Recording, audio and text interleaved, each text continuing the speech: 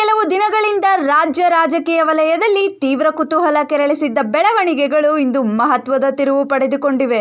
ಸಿದ್ದರಾಮಯ್ಯ ಅವರು ಮುಖ್ಯಮಂತ್ರಿ ಸ್ಥಾನಕ್ಕೆ ರಾಜೀನಾಮೆ ನೀಡುವುದಾಗಿ ಅಧಿಕೃತವಾಗಿ ಘೋಷಣೆ ಮಾಡಿದ್ದಾರೆ. ಸಭೆಯಲ್ಲಿ ಸಿಎಂ ತಮ್ಮ ನಿರ್ಧಾರವನ್ನು ಪ್ರಕಟಿಸಿದ್ದು, ನಾನು ನನ್ನ ಮುಖ್ಯಮಂತ್ರಿ ಸ್ಥಾನಕ್ಕೆ ರಾಜೀನಾಮೆ ನೀಡಲು ನಿರ್ಧರಿಸಿದ್ದೇನೆ ಎಂದು ಸಚಿವರಿಗೆ ತಿಳಿಸಿದರು. ಸಿಎಂ ಅವರ ಈ ದಿಢೀರ್ ನಿರ್ಧಾರದಿಂದ ಸಭೆಯಲ್ಲಿದ್ದ ಹಲವು ಸಚಿವರು ಅಚ್ಚರಿ ವ್ಯಕ್ತಪಡಿಸಿದ್ದಾರೆ. ಈ ವಿಚಾರ ತಿಳಿಯುತ್ತಿದ್ದಂತೆ ಅವರ ಅಭಿಮಾನಿಗಳ ಬಳಗ ಅಸಮಾಧಾನ ಹೊರಹಾಕಿದ್ದಾರೆ.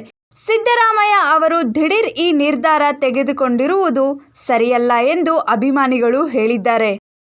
ಸಿದ್ದರಾಮಯ್ಯ ಅವರು ತಮ್ಮ ನಿರ್ಧಾರವನ್ನು ಘೋಷಣೆ ಮಾಡುತ್ತಿದ್ದಂತೆ ಇದೀಗ ರಾಜ್ಯದ ಮುಂದಿನ ಸಿಎಂ ಯಾರು ಹಾಗೂ ಹೈಕಮಾಂಡ್ನ ಮುಂದಿನ ನಡೆ ಏನು ಎಂಬ ಪ್ರಶ್ನೆಗಳು ರಾಜಕೀಯ ವಲಯದಲ್ಲಿ ಎದ್ದಿವೆ.